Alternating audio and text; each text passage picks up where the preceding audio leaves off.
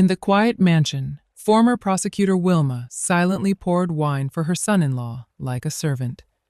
She endured humiliation for her daughter's peace, but a shattered glass threatened to change everything.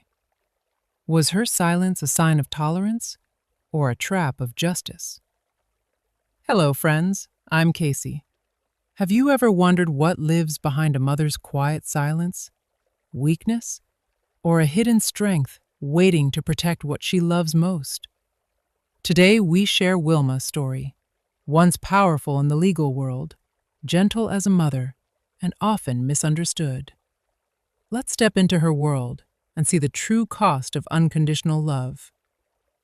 I stand here, in the middle of a sun-drenched kitchen, in the kind of quiet suburb where I spent 30 years dreaming of a peaceful retirement. The coffee maker gives its familiar low hiss, mingling with the warm, comforting scent of toasted bread. To the outside world, I was once Wilma, a woman who made the most hardened criminals tremble before the bench. But in this house, for the past 8 months, I have simply been a grandmother and a mother, trying my best to keep the jagged pieces of a fractured family from cutting into my daughter's heart. "Mom, I'm late for work." Georgiana's voice drifts down from upstairs, sounding hurried and heavy with the weight of her responsibilities. She rushes into the kitchen, struggling with an earring, while her eyes remain glued to her phone screen. I see the exhaustion etched around her eyes, a shadow left by skyrocketing inflation that has turned every utility bill and grocery trip into a source of stress. I gently push the lunchbox I prepared toward her, telling her I made the roast beef she loves and some butter cookies. Georgiana just nods absent-mindedly, stuffing the container into her bag, without ever noticing the small red burn on my finger from the oven. She kisses my cheek quickly and disappears out the door, her voice trailing back to tell me that Leroy is still sleeping and not to disturb him because he was up late looking for work again. I let out a faint, tired smile as my gaze drifts to the bronze Prosecutor of the Year plaque hanging partially hidden behind a cabinet door. Leroy hasn't changed. My son-in-law always has a convenient reason to avoid lifting a finger around the house. I reach up for the bottle of bourbon on the high shelf, silently checking how much is left. I know how expensive it is, and I know I am dipping into my hard-earned retirement savings just to buy his silence and keep the peace. I bend down to pick up a dirty sock he left on the living room floor. For a moment, I stop in front of the family photo on the mantel, where I stand between my daughter and a smiling Leroy. I carefully wipe a thin layer of dust off the frame. "Just stay happy, Georgiana," I whispered to myself. I will continue to be the maid, the provider, and the invisible woman in my own castle, as long as my daughter never has to face the ugly truth I am hiding behind this quiet smile. Later that afternoon, the North Carolina sky turned a bruised, heavy shade of gray as a storm began to roll in. I stayed in the kitchen, quietly preparing dinner, the rhythmic sound of my knife hitting the cutting board, acting like a steady, ticking clock. Georgiana came home much later than usual, her face pale and drawn from the relentless pressure of meeting her sales targets at the office. I wanted so badly to pull her into my arms and tell her everything would be okay, but the sharp, heavy scent of Leroy's bourbon, drifting from the living room, stopped me in my tracks. A cold, sharp sense of dread settled deep in my bones. Dinner was served in a stifling, heavy silence, broken only by the harsh clink of silverware against porcelain. Leroy sat there, his eyes bloodshot from a day of drinking and the bitter sting of failing to find a job for nearly a year. He gestured toward the whiskey bottle on the counter with a flick of his chin and demanded I pour him more. I kept my focus on cutting my steak, my voice as I told him the bottle was empty and that he had surely had enough for one day.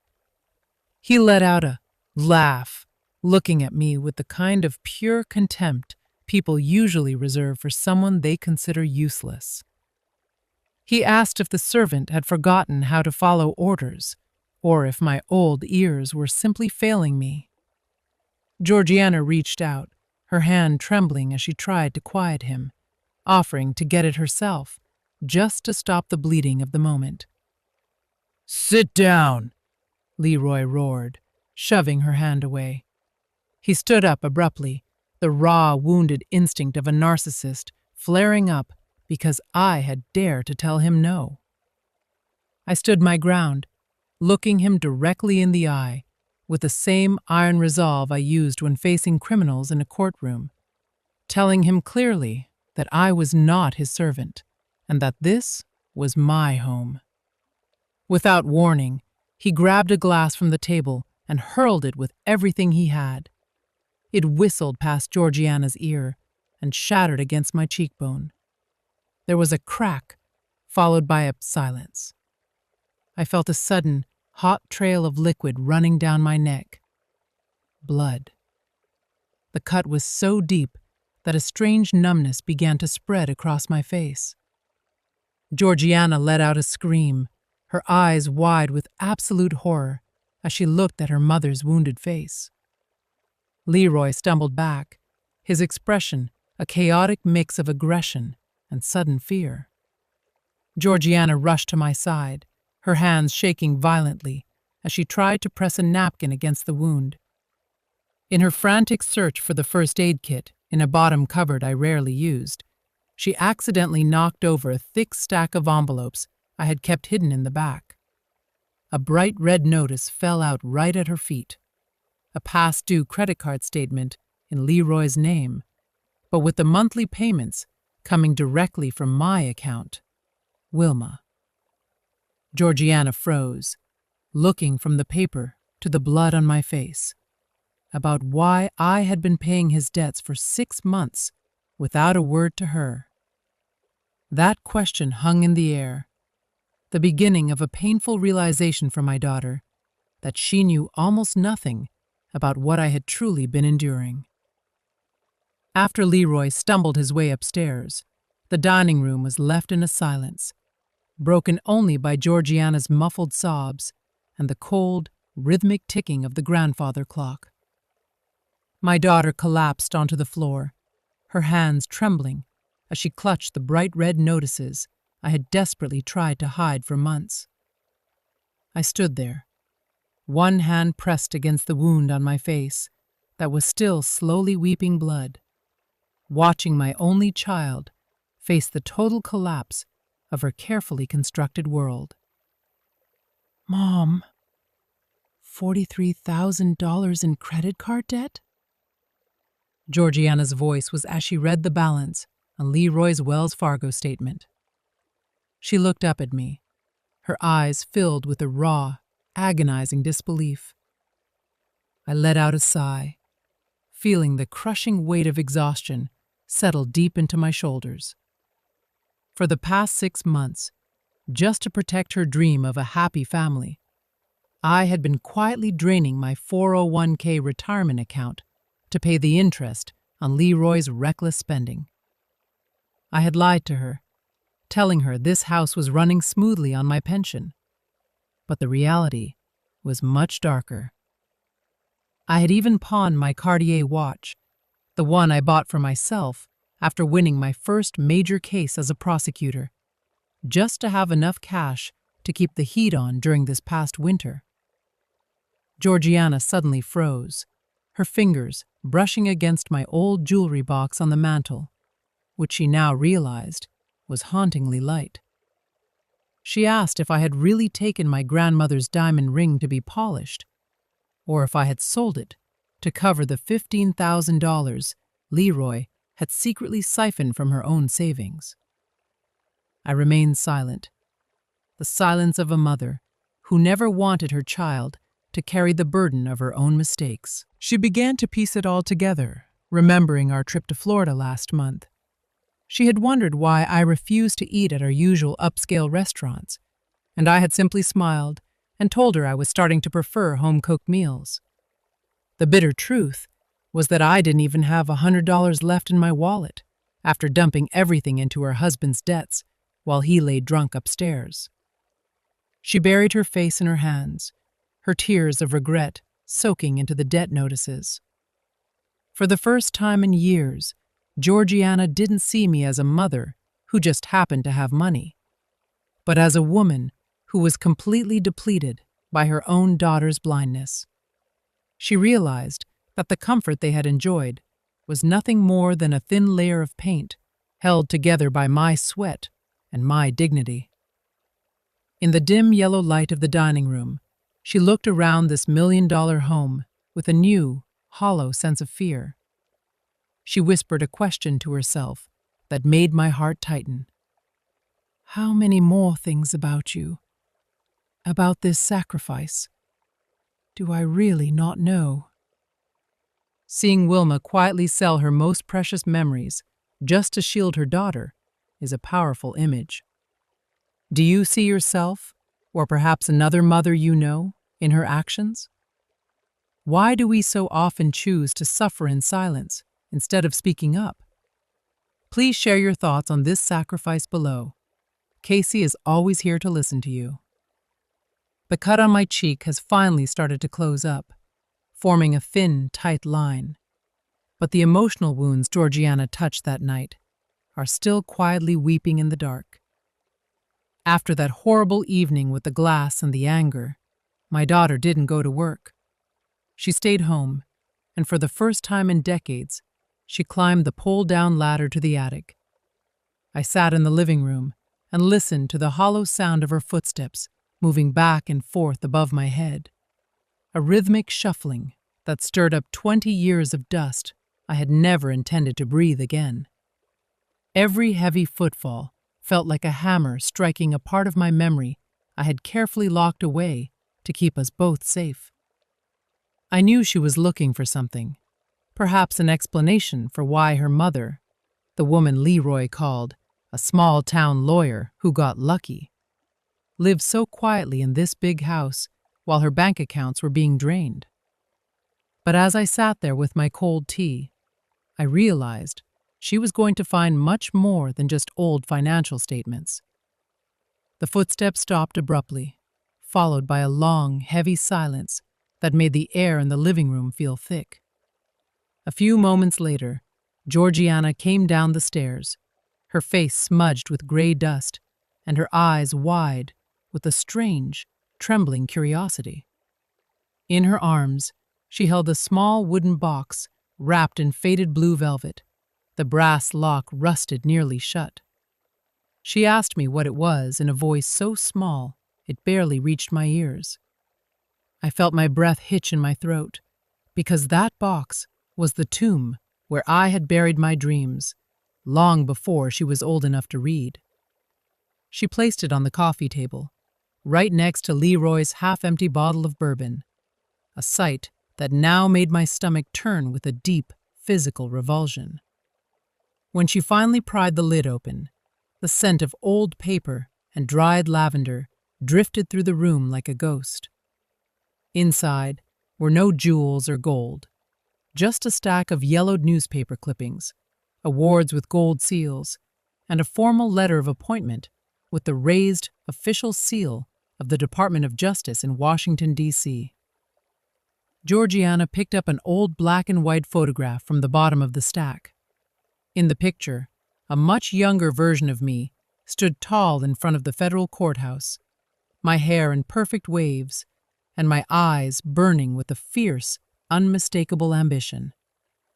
She whispered the words, "Assistant Attorney General," as she read the letter, her fingers shaking as they brushed over the part where I was being considered for a seat as a federal judge. She looked at me and then back at the photo, trying to reconcile the image of the powerhouse in the picture with the tired grandmother who spent her days cooking and cleaning up after a man who treated her like an invisible servant.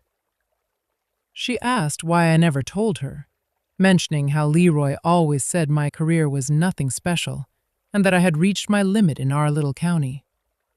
I only offered her a bitter smile and took a sip of my tea, feeling the old fire in my chest flicker back to life. I told her that in the year that letter arrived, I had already started packing our bags for DC, ready to take on the world.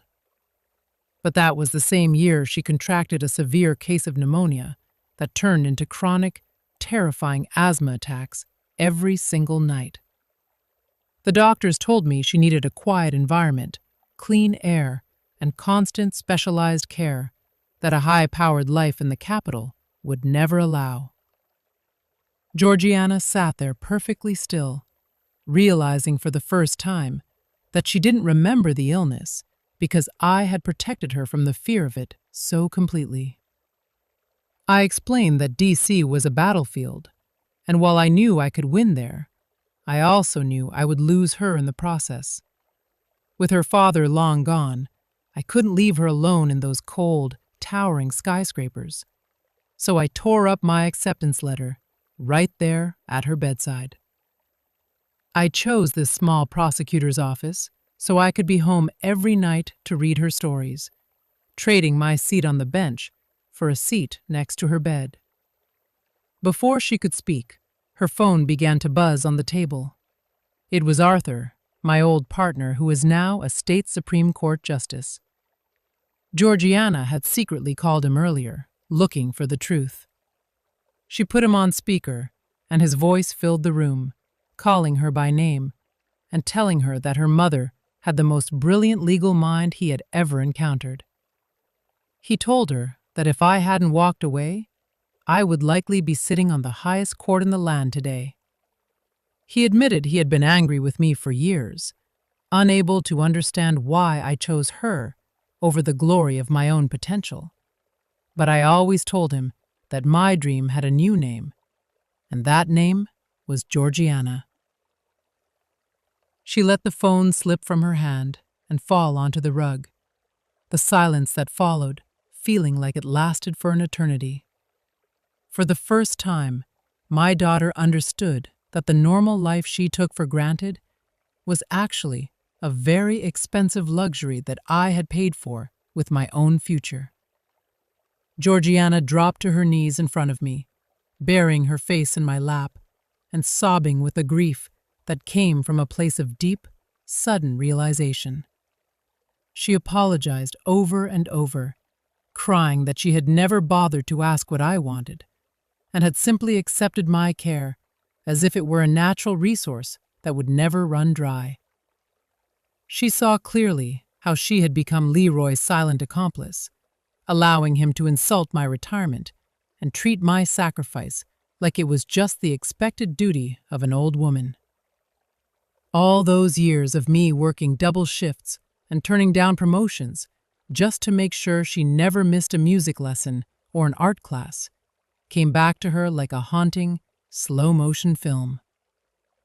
She finally saw the warrior beneath the apron, the fighter who had laid down her weapons, only to become the shield that kept her safe. I reached down and stroked her hair, feeling a warmth in our connection that had been missing for a very long time. I told her I had no regrets about choosing her, but I did regret letting her see me as someone who could be broken. Deep inside, the cold, steel-hearted prosecutor I used to be began to wake up, fueled by the look of respect and love in my daughter's eyes. Looking at that blue velvet box, I realized I wasn't just a mother or a grandmother. I was Wilma, a woman whose dignity was no longer for sale. The self-esteem Leroy had spent months trying to erode was restored in an instant by my daughter's understanding. I looked at the dark, dried blood stain on the carpet from the night before, and then I looked at Georgiana, telling her it was finally time for me to start using the skills I had kept locked away in that box. After the tears shed from my lost career in the attic, Georgiana couldn't seem to stop. It was as if she was determined to find every missing piece of the woman named Wilma, the woman she had accidentally forgotten beneath the label of Mom. While she was tidying my nightstand drawer, the place where I usually keep my Bible and my reading glasses. A small card tucked deep into the corner fell out. It was a Christmas card from 15 years ago, the blue ink still vivid and clear, sent all the way from Savannah, Georgia. Georgiana picked up the card and softly read the bold, flowing handwriting. The message said, he was still waiting for me at Tybee Beach, hoping for a day when I wouldn't have to worry about parent-teacher meetings or her asthma attacks. It was signed, Always love you, Thomas. She looked up at me, her eyes filled with a sudden sharp realization. She asked who Thomas was, mentioning she remembered him coming to the house a few times when she was 12 years old. I sat down on the edge of the bed, feeling the familiar softness of the old mattress as memories of a man with a warm smile and the scent of pine needles came rushing back, gentle but heavy with regret. I told her Thomas had proposed to me that summer. He wanted me to move to Savannah with him, to live a quiet, peaceful life by the ocean once she started high school. He was a good man, a dedicated doctor. Georgiana gripped the card tightly and asked why I had said no, remembering that I had told her back then that I simply didn't like the beach. I looked into her eyes and offered a faint smile, explaining that it wasn't the ocean I was afraid of. I was afraid that bringing another man into our home would make her feel like my love for her was being divided. I feared she wouldn't feel comfortable in her own house if she had to adjust to a stepfather during those sensitive teenage years, and I didn't want any upheaval to make her feel insecure. Georgiana went silent. She suddenly remembered all those long nights I spent sitting alone on the porch, with nothing but the sound of crickets and the flickering light of an oil lamp, while she was out at parties or talking on the phone for hours. She had always assumed I loved the stillness, that I preferred being alone. But looking at that card and hearing my story, she realized it wasn't a preference at all. It was a grand, quiet endurance.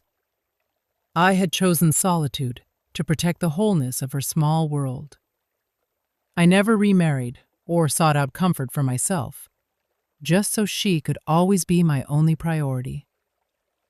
She whispered a question, asking if I had really lived this way for 20 years. Her voice broke as she glanced toward the next room, where Leroy lay sleeping off his latest drink. A man who knew only how to demand and take. She felt a wave of profound shame, realizing she had taken my sacrifice as a given. I had set aside my personal happiness and the chance for love, just to give her stability, only for her to bring home a man who would throw a glass at my face. Georgiana pressed the card to her chest, finally feeling the true price of the freedom she enjoyed, a freedom built on the silent, steady loneliness of the woman sitting right in front of her.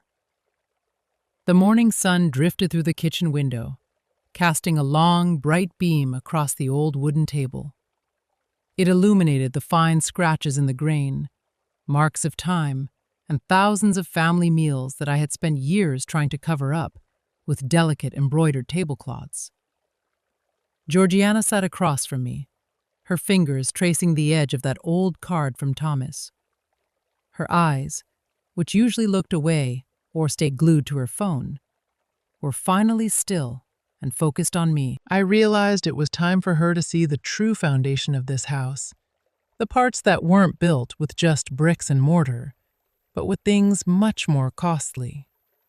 I picked up the phone and called Arthur, my oldest friend and the only person left who had seen the storms of my past from the front lines.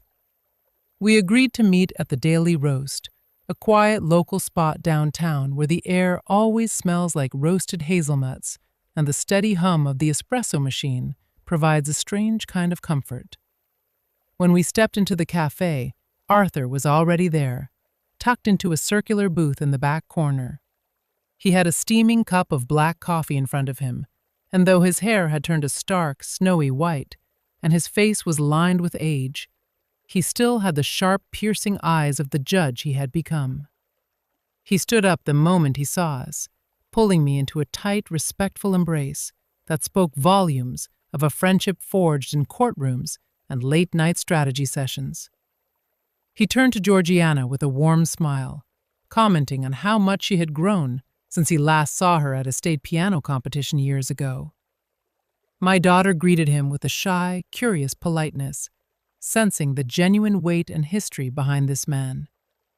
I sat down quietly, letting the two of them talk, knowing that some truths carry more weight when they come from a witness rather than a mother. Arthur took a slow sip of his coffee, his gaze drifting as if he were looking through the walls and back across decades. He asked Georgiana if she knew the real reason I had left the federal prosecutor's office back in 1998. At that time, I was leading the biggest corruption case North Carolina had seen in a generation. Georgiana shook her head, her eyes wide as she leaned in. Arthur's voice dropped into a low, serious tone as he told her about the shadow contract. A powerful real estate conglomerate had offered me what they called a support payment of $500,000, a life-changing fortune back then, just to overlook a few specific files. They told me that if I didn't take it, my career would be over. Arthur remembered me looking that corporate lawyer dead in the eye and telling him that my honor had no price tag and that my daughter's future would never be built on a foundation of lies. He laughed softly, remembering how they used their influence to isolate me, forcing me into a small-town office with a salary that was barely a quarter of what I had been making, all so I could keep her world clean and honest. Georgiana sat there, her lips trembling, but Arthur wasn't finished. He reached into a leather satchel and pulled out an old, slightly yellowed photograph. It showed me wearing a faded uniform from a 24-hour diner on the outskirts of town. He asked her if she ever wondered why I came home so late when she was 15, always saying I was stuck at the office with paperwork. Georgiana nodded, remembering my excuse about preparing for a big trial. Arthur shook his head, his eyes filled with a deep, lingering sadness, as he explained that her father had walked out and left behind a mountain of debt from his failed business ventures.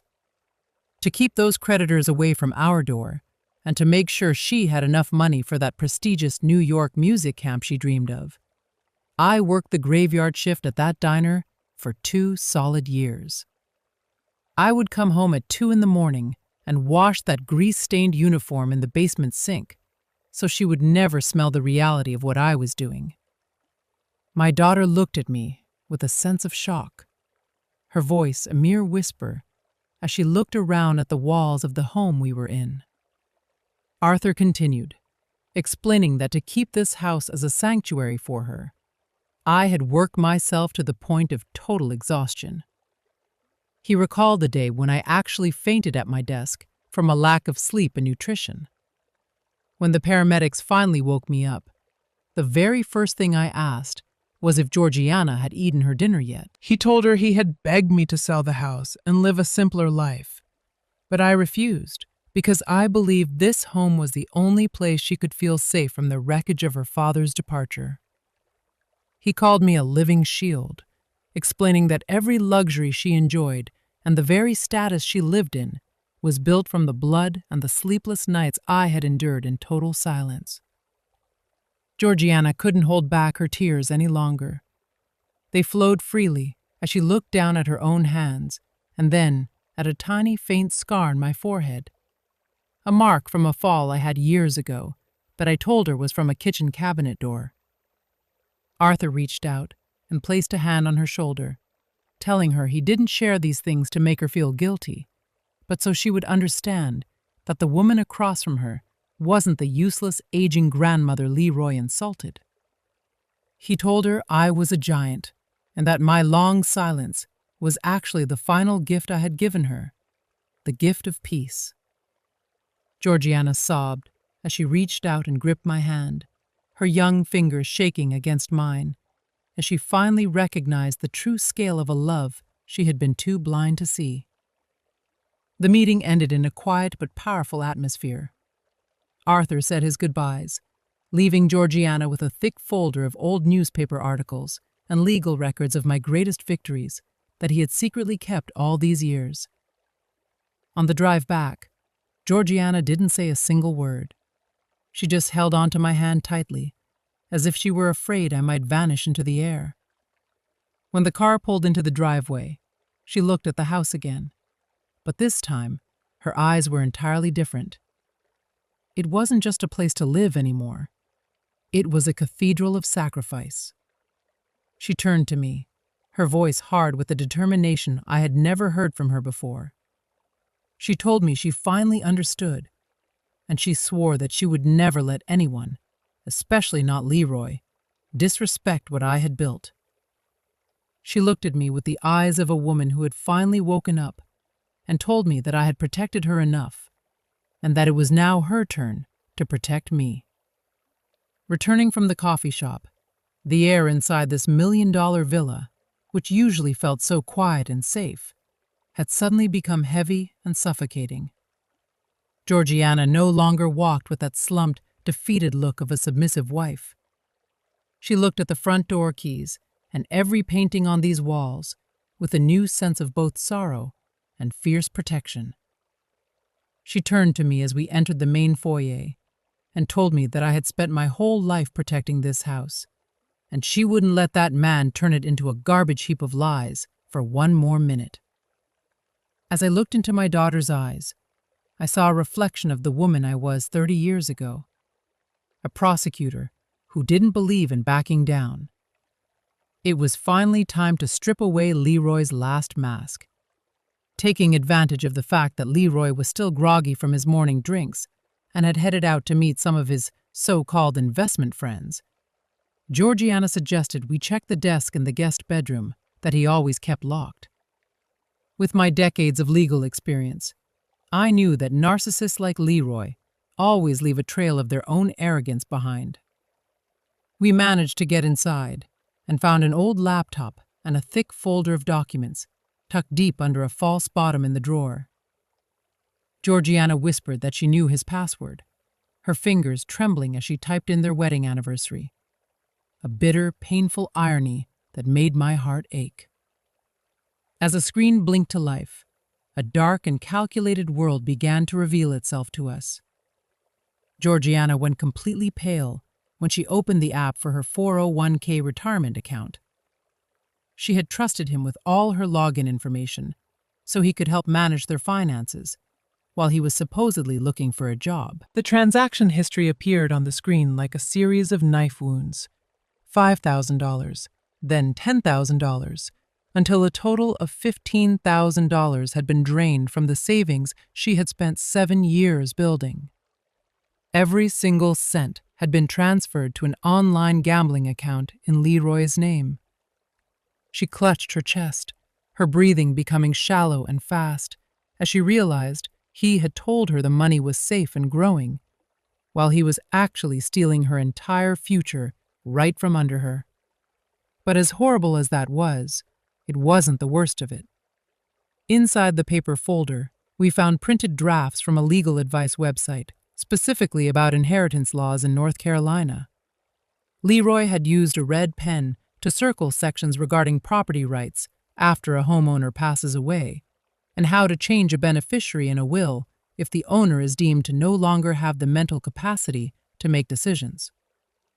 Even more disgusting was a handwritten note of his, listing the current market value of this villa alongside a sentence that said the old lady was almost done, and he would soon have $1.5 million in his pocket if Georgiana just kept listening to him.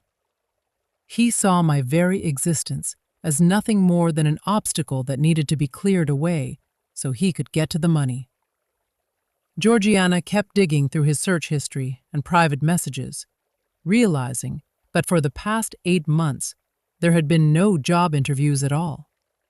The days he left the house in a sharp suit were actually spent at small, off-the-grid casinos or meeting with shady real estate brokers to ask how he could mortgage this house without the owner's signature. He had even sent a text to a friend, mockingly calling me an old, broken-down cash machine and describing Georgiana as a doll that was easy to manipulate. This betrayal was far beyond a simple family argument. It was a calculated, cold-blooded scam aimed directly at the people who had given him nothing but love and a place to live. Georgiana slammed the laptop shut with a sharp, echoing crack. The tears were gone from her face, replaced by a terrifyingly cold resolve. She looked at me and said he wasn't just lazy. He was a parasite, eating away at our very souls. She looked at the faint mark on my cheek where the glass had hit me, and she finally understood that it wasn't an accident at all. It was the physical release of the hatred felt by a man who was losing his patience and wanted the homeowner out of the picture. Georgiana took my hand in hers, her voice sounding like cold steel, as she told me that I had protected her with the law and my silence for long enough. She told me that now she was going to use this truth to throw him out of our lives forever, and she asked for my help.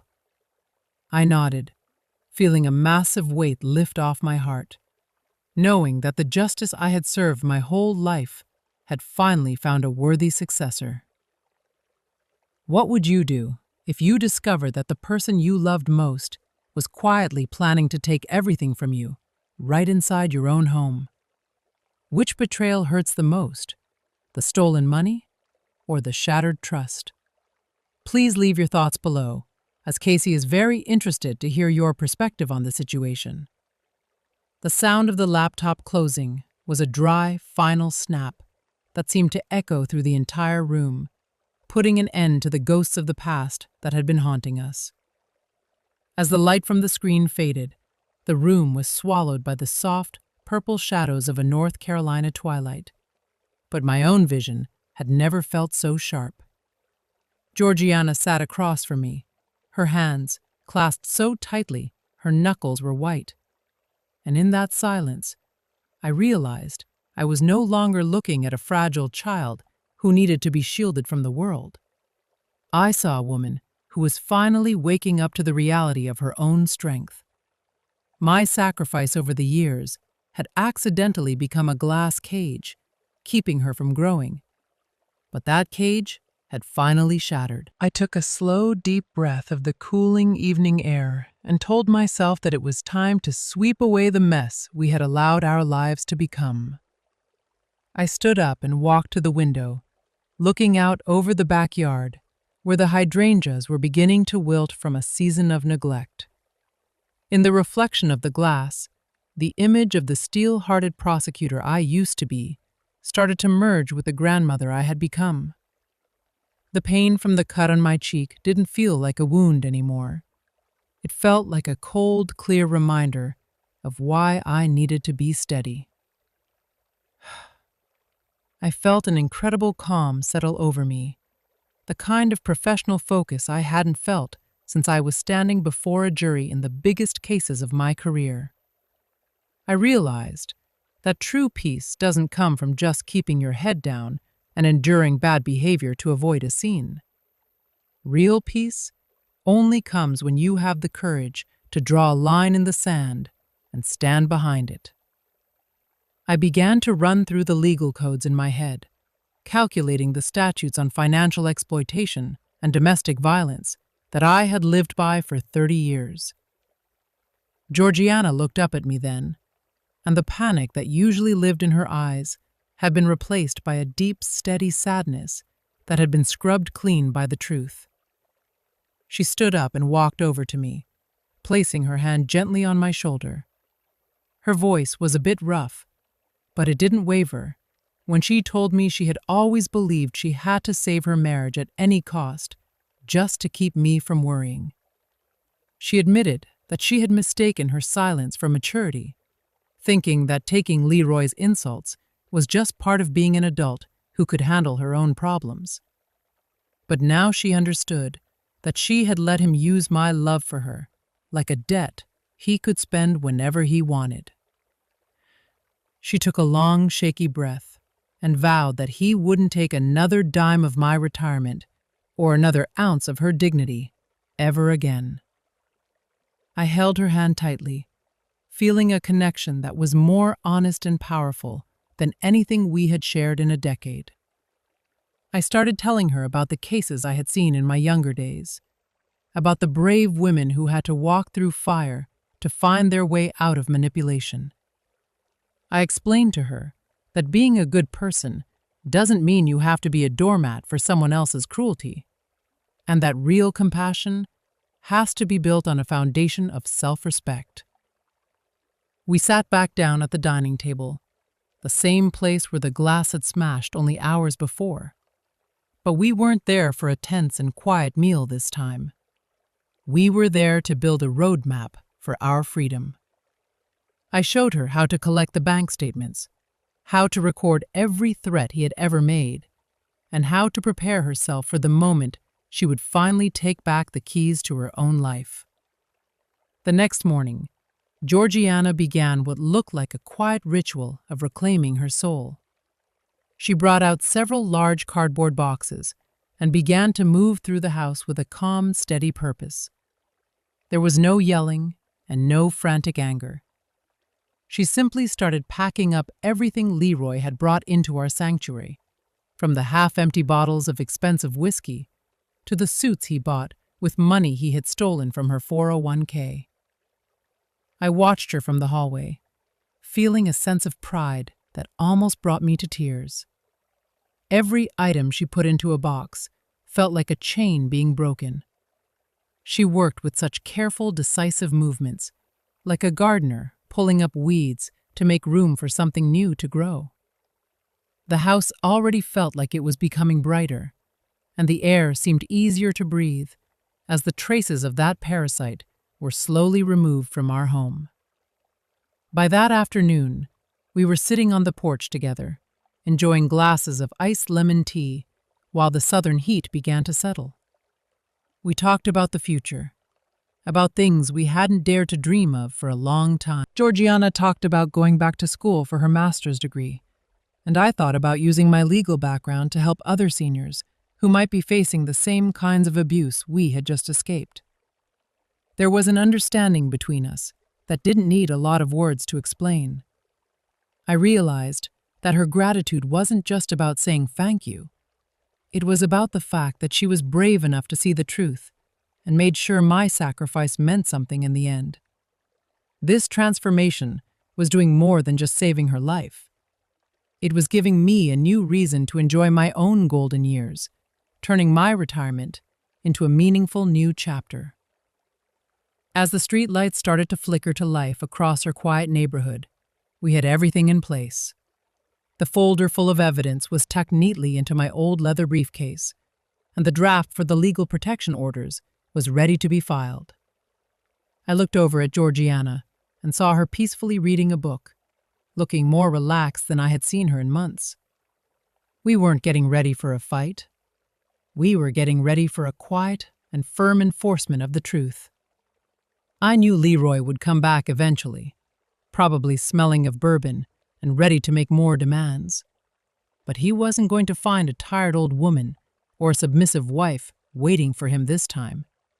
He was going to hit a wall of steel, built from love and clear eyes. I smiled to myself, feeling a deep peace. Tonight, I was going to sleep through the night, because I knew this house, finally, belonged to us again. The house finally carries a completely different atmosphere. It feels pure and light, now that Leroy's things have been neatly packed away in the garage. This Saturday morning, instead of the loud noise of football games on the TV, or the heavy, sour smell of bourbon, I woke up to the scent of blueberry crepes and the rich aroma of hazelnut coffee wafting from the kitchen. Georgiana was standing there, dressed in a clean, sharp outfit, and I could see that the tired, dark circles under her eyes had finally begun to fade. She looked at me and offered a gentle smile, asking if we could go for a short drive, because she wanted to take me somewhere special. We drove through the quiet, oak-lined streets of our North Carolina town, heading toward the historic center, where the buildings always feel like they hold 1,000 stories. Georgiana pulled the car over in front of Miller and Sons, the oldest jewelry shop in the area. It was the same place I had visited a few months ago, on a cold, rainy afternoon, to sell the last piece of my pride, just to keep our heads above water. My heart skipped a beat as the memory of that day resurfaced, but Georgiana took my hand firmly and led me inside. Old Mr. Miller, the man who had looked at me with such deep sympathy that day, now smiled and welcomed us like dear old friends. On the black velvet counter sat a small, quiet box. When Georgiana opened it, the light from the overhead chandeliers danced off the sapphire glass of my old Cartier watch, the very item I had pawned to pay off Leroy's debts. Georgiana whispered that she had found the receipt in my drawer and had used her entire quarterly bonus and sold her own old car just to buy it back. She told me this wasn't just a watch. It was proof of the independence and the brilliant success I had earned long ago. She gently fastened it onto my thin wrist, and the feeling of that cool metal touching my skin made the breath catch in my throat. I watched the second hand move with a steady, rhythmic grace, and it felt as though time itself was finally being returned to me. Georgiana pulled me into a long hug, and the warmth coming from her seemed to melt away every bit of the cold betrayal I had lived through. She whispered into my ear that from now on, I would never have to sell a single thing that belonged to me just to take care of her. She promised to work hard and carry the weight of this home alongside me. She told me I had been her shield for far too long, and now it was her turn to be my support. Standing there in that elegant shop, I realized that my years of sacrifice hadn't been in vain. They had molded a woman who truly understood the value of family and honor. This moment, more than any gold or silver, was the greatest reward I had ever received in my life. The sound of tires on the gravel driveway cuts through the silence of the late afternoon with a heavy grinding noise. I looked down at the Cartier watch on my wrist, the piece Georgiana just went to such lengths to recover for me, and I watched the second hand move with a cold, relentless precision. Every tick feels like a step toward a truth that has been buried for far too long. "He is back," Georgiana says quietly, and I notice that her voice is finally steady, stripped of the shaking fear that used to take hold of her every time his car pulled into our drive. We do not run to the kitchen to pretend we are busy, and we do not hide in the shadows of the hallway. I remain seated in the high back leather armchair in the center of the living room, the manila folder filled with evidence resting firmly on my lap. Georgiana stands tall beside me, her hand resting on the back of my chair in the posture of a protector, her shoulders squared against the coming storm. The front door swings open with a familiar violent force, and Leroy walks in, bringing the stale smell of cigarettes and that toxic, suffocating arrogance that he wears like armor. "Well, is this some kind of welcoming committee?" Leroy asks, tossing his heavy ring of keys onto the polished surface of the mahogany table, leaving a fresh, pale scratch in the wood that he doesn't even bother to look at. He begins to unknot his tie with a jagged, impatient motion, his eyes scanning the room with their usual disdain, until they stop at the stack of cardboard boxes we have neatly packed in the corner. "What is all this junk?" "Georgiana, I told you to get this place in order. Stop playing around and go fix dinner. I am starving," he commands, his voice rising with the habitual edge of a man who expects his every whim to be a priority. He is still performing the role of the master of this house, still treating me as if I am a transparent ghost in my own home. When Georgiana remains perfectly still, her eyes fixed on him with a clarity he clearly finds unnerving, his face begins to redden. He takes a step toward her, his posture hunching forward in a way that is meant to intimidate, asking if she has suddenly lost her hearing. "Sit down, Leroy," I say, and the sound of my own voice has a weight that makes him freeze in mid-step.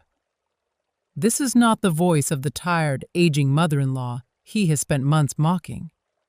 It is the voice of the woman who spent 30 years making the most hardened criminals tremble in a courtroom. Leroy narrows his eyes, letting out a short, bark-like laugh that is meant to be dismissive, but comes out sounding hollow and uncertain. "What did you just say to me, old woman? Are you under the impression that you can give me orders?" he asks, his lip curling into a sneer. I do not offer him the satisfaction of an emotional response. Instead, I push the thick manila folder across the coffee table toward him. In this file, you will find the bank statements from Georgiana's retirement account, the detailed history of your transactions at offshore gambling sites, and the legal drafts you studied so carefully to find a way to steal this villa, I tell him, my words falling like heavy stones into a deep well. Leroy's face turns from a flushed, angry red to a deathly sallow white in a matter of seconds. He lunges for the folder, his instinct for self-preservation kicking in with a desperate surge. But Georgiana is faster.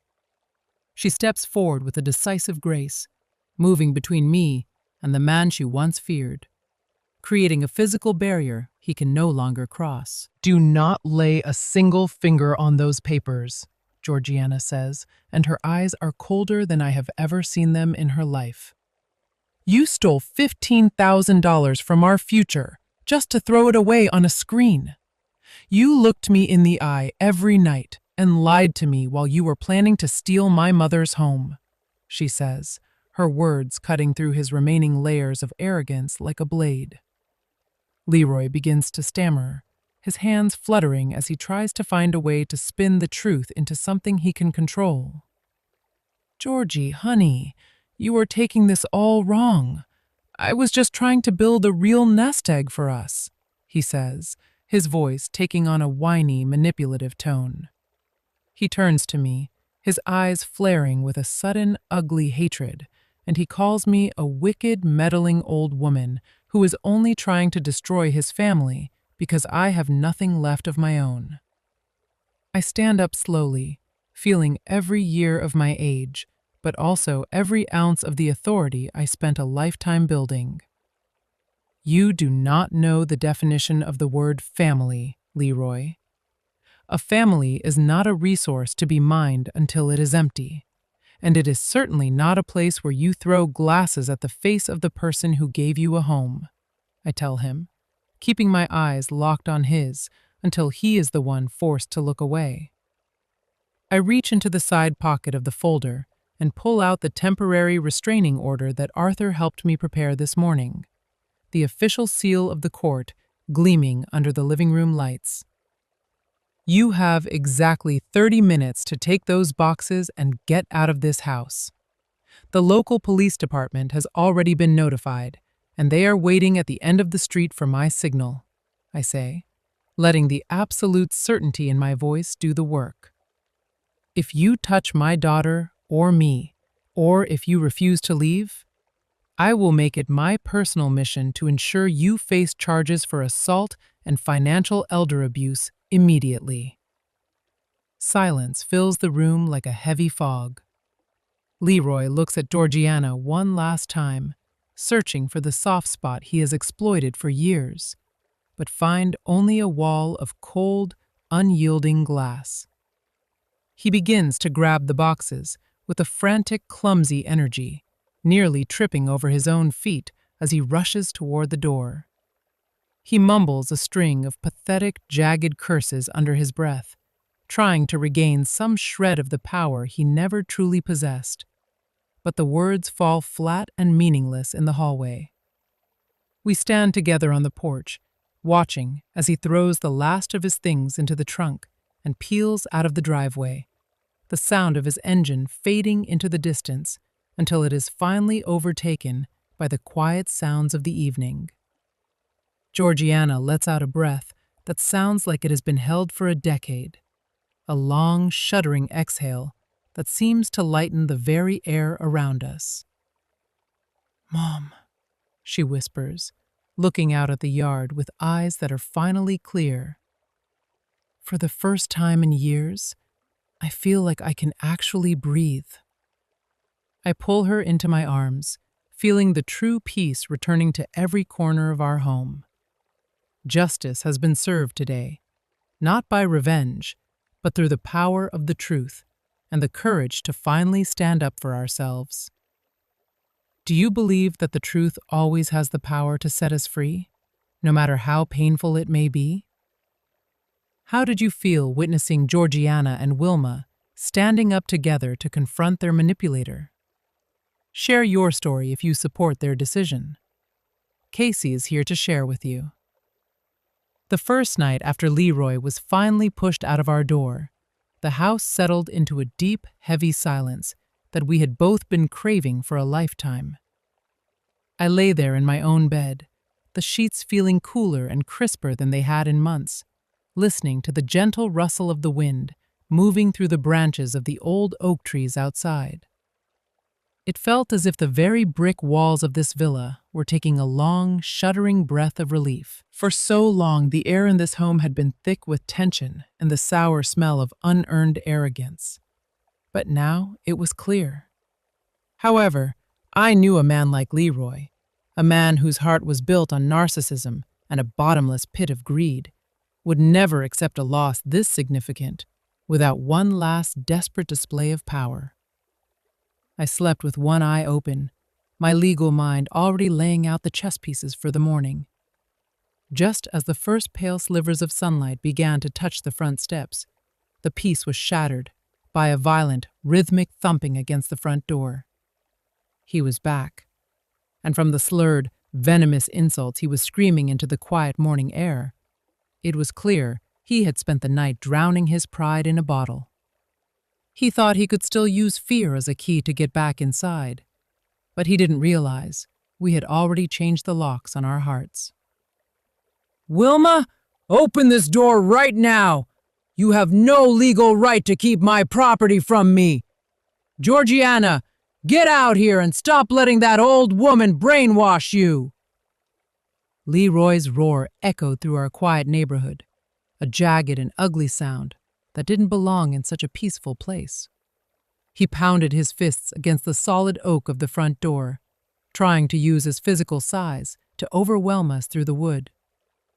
I stood in the hallway, holding my phone with the recording app already running, feeling a strange and powerful sense of calm. I wasn't the victim anymore. I was the witness. Georgiana came down the stairs then, wearing a soft blue sweater I had bought her last Christmas. Her face was pale in the morning light, but her eyes were like flint. There was no shaking in her hands and no hesitation in her step. She looked at me and gave a small, firm nod. We didn't need to exchange a single word, because we had spent the late hours of the night preparing for this exact moment. We knew the law was on our side, and we were finally ready to let it speak for us. Just as Leroy reached down to grab a heavy, decorative stone from the garden bed, clearly intending to smash through the side window, the low growl of engines filled the driveway. 2 cruisers from the county sheriff's office pulled in, their red and blue lights flashing against the white siding of the house, slicing through the tension of the morning. Leroy froze, the stone slipping from his grip and hitting the grass with a heavy, dull thud. 2 officers stepped out of the cars, their faces set in the grim, professional lines of people who had seen this story play out 1,000 times before. One of them was Detective Miller, a man I had worked with on dozens of cases, back when I was still in the courtroom. I had reached out to him the night before, providing him with the initial reports of the assault and the mounting evidence of the financial fraud. "Leroy Jackson, you are in direct violation of an emergency protective order that was signed by a judge just 2 hours ago," Miller said, his voice carrying the natural authority of the law. Leroy began to panic, his bravado melting away into a shaky, desperate attempt to explain himself.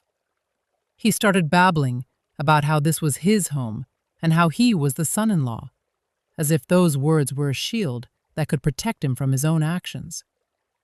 Miller didn't waste any time with arguments. He stepped forward, spun Leroy around with a practiced efficiency, and snapped a pair of steel handcuffs onto his wrists. The sharp, metallic double click of the cuffs echoed in the morning air, a sound that marked the absolute end of an 8-month occupation of our lives. "You are under arrest for domestic assault causing injury and felony financial fraud," Miller told him, reciting the Miranda rights with a cold, even cadence. Leroy looked over his shoulder at us, his eyes darting back and forth between hatred and a pathetic, whining plea for mercy. But we stood our ground, two women who were no longer willing to be the supporting characters in his drama. We watched him with the steady, unblinking gaze of people who had finally found their way back to the truth. Before the officers led him toward the back of the cruiser, Georgiana stepped forward onto the porch. She reached into her pocket and pulled out a small envelope containing the spare set of keys Leroy had secretly made for himself. She handed them directly to Detective Miller, without looking Leroy in the eye. And then she turned toward the man who had tried to hollow out her life. "Justice doesn't stop at our front door, Leroy," she said, her voice sounding like cold, clear water. "You didn't just disrespect my mother. You tried to steal the future she spent her whole life building for me. From this second on, you are nothing to us. You are just a name on a police report." The cruiser doors slammed shut, and as the cars pulled away, taking the shadow that had hung over this house with them, I felt Georgiana lean into me. I put my arm around her, feeling the warmth of her strength. She wasn't shaking from fear. She was vibrating with the sheer energy of her own liberation. When the dust from the police cars finally settled, Detective Miller walked back up to the porch to shake my hand.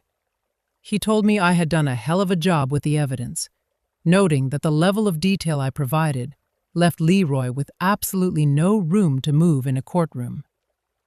I smiled and thanked my old colleague, feeling the weight of the world finally lift off my chest. We went back inside, and the very first thing Georgiana did was call a locksmith to have every single bolt and cylinder in the house replaced. Every sound of the drill and every turn of a new key felt like we were scrubbing away the last traces of a stain. I walked into my home office, reached up to the shelf, and pulled down my Prosecutor of the Year plaque. I wiped away the thin layer of dust that had gathered on it and set it back in its rightful place. I realized I didn't need the bronze plate to prove who I was anymore. My actions today had proven that the steel was still there, and the law was still my language. Our home was no longer a place of secrets or suffering. It was a sanctuary once again, a place where only love, respect, and the quiet beauty of the truth were allowed to reside.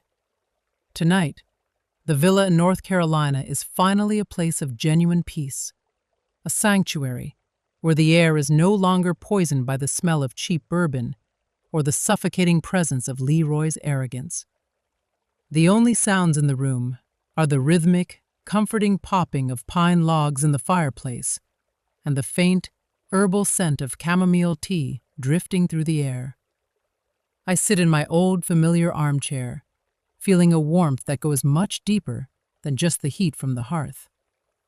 The scar on my cheek has begun to itch slightly as the new skin forms, but the sharp, throbbing pain is gone, replaced by a quiet sense of survival. Georgiana walks into the room, carrying a small plate of warm cookies, the very same recipe we used to bake together every single Thanksgiving when she was just a little girl. She doesn't say a word as she sits down on the rug at my feet and rests her head against my knee, just like she used to do when she had a nightmare at 10 years old and needed to know the world was still safe. She stays there for a long time, the silence between us heavy, but no longer jagged. Eventually, her voice drifts up, sounding soft and small against the backdrop of the winter wind rattling the window panes. She tells me that she spent the entire afternoon going through the files Arthur gave her, reading every old newspaper clipping about my career, and looking at the photographs of me working late into the night when she was a child. I feel her head move against my knee as she looks up, her eyes rimmed with red, but finally clear.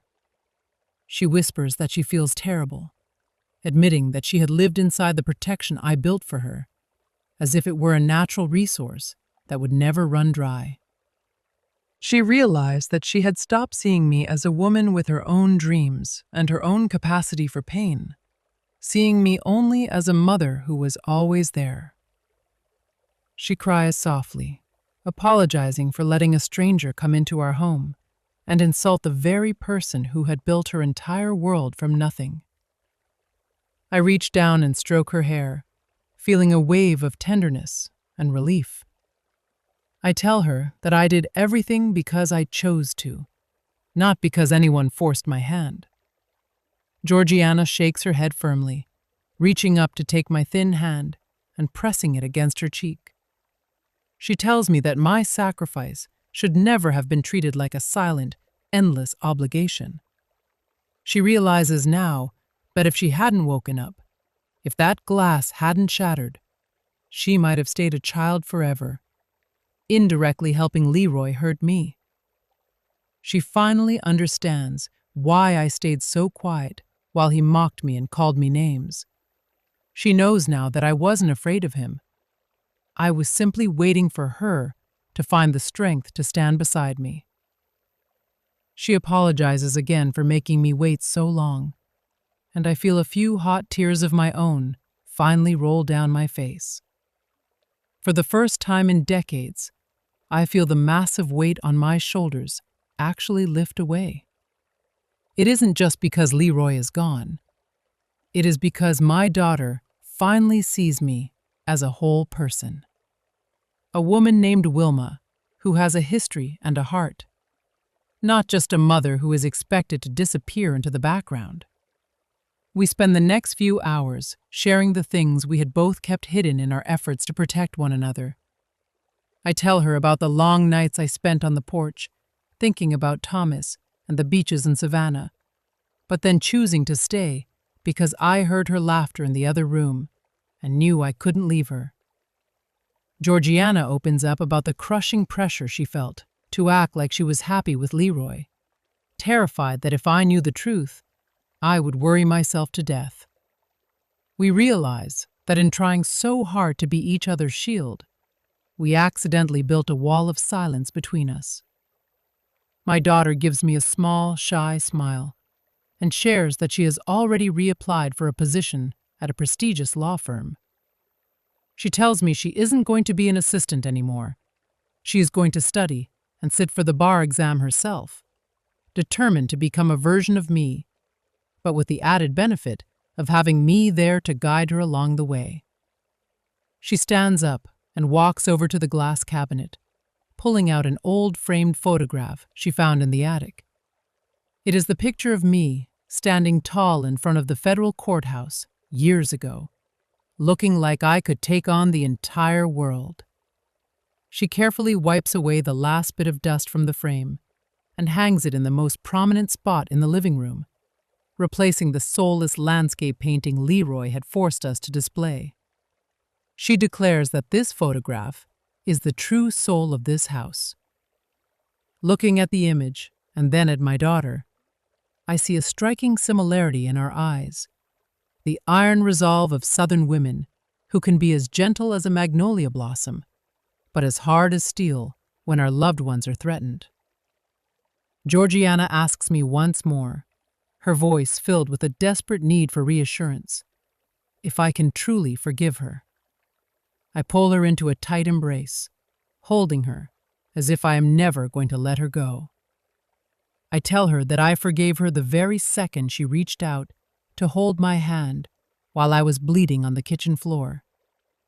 I explain that the most important thing now is for her to forgive herself, reminding her that while we can't change the chapters we've already written, we have full control over the ones that come next. That night, the villa doesn't feel like a cold, empty $1 million house anymore. It feels like a home, a place where the broken pieces have been mended with understanding and deep, honest gratitude. I realize that my long journey of silent sacrifice has finally led me to the most beautiful destination possible: my daughter's freedom and my own peace of mind. Before we head to bed, Georgiana helps me apply the ointment to the scar on my face, her fingers moving with a gentleness that feels like a blessing. We look out the window together and watch as the first snowflakes of the season begin to fall, covering the garden in a clean, white blanket. She talks about the spring, promising that we will replant the hydrangea garden together and make it beautiful again. Then, with a mischievous glint in her eyes, she suggests that maybe I should finally give Thomas a call. I let out a laugh, a real deep laugh that I haven't heard from myself in a very long time, and tell her we will see about that. We turn off the lights, leaving the living room in the warm orange glow of the dying embers. The storm has finally passed, and inside this house, love has finally won the day over the darkness of lies. By the following spring, North Carolina had dressed itself in the vibrant colors of blooming magnolias and lush hydrangeas. In that sun-drenched villa, Wilma no longer sat alone in the shadows. Georgiana had just completed her first semester of law school, and Wilma had found a new purpose, providing pro bono legal counsel to local seniors in similar straits. They recently returned from a short getaway to Savannah, where Wilma finally allowed her heart to open and reconnect with Thomas. Seeing the two of them tending to the garden together, their laughter echoing through the trees, serves as proof of a miraculous rebirth. The toxic presence had been surgically removed, and the faint scar on Wilma's cheek had transformed from a mark of shame into a quiet badge of courage. My dear friends, this is Casey. As I tell the final chapter of Wilma's story, I feel a deep wave of emotion in every word. We often praise a mother's sacrifice as the ultimate virtue, but sometimes that silent, unconditional endurance accidentally creates an environment where selfishness can take root. Wilma spent her life as a shield for her daughter, but she forgot that for a child to truly grow, they need to know exactly what that shield is made of. I truly admire the moment she decided to set down her burden of quiet suffering and pick up the weapon of truth. It wasn't an act of cruelty toward her family. It was the highest form of love she could possibly show. To the women listening, who are in that 55 to 70 age range, those of you who have given your best years to your families, please remember this. You are more than just a mom or a grandma. You are a soul with your own dreams, your own honor, and a fundamental right to be respected in your own sanctuary. Never let your patience become a doormat for others to walk on, even if they are the people you love most in the world. Setting a clear boundary is not a selfish act. It is a vital way to teach the next generation how to value kindness and respect.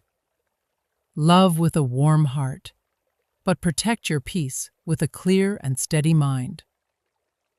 The story of Wilma and Georgiana ends here, but the journey for each of us continues. How do you feel after walking through this experience with them? Was there a specific moment where you saw a reflection of your own life? What is the biggest lesson you are taking away today? Please share your honest thoughts in the comments, because I truly want to hear from you. I wish you all peace and the strength to find your own voice. Until our next story, this is Casey.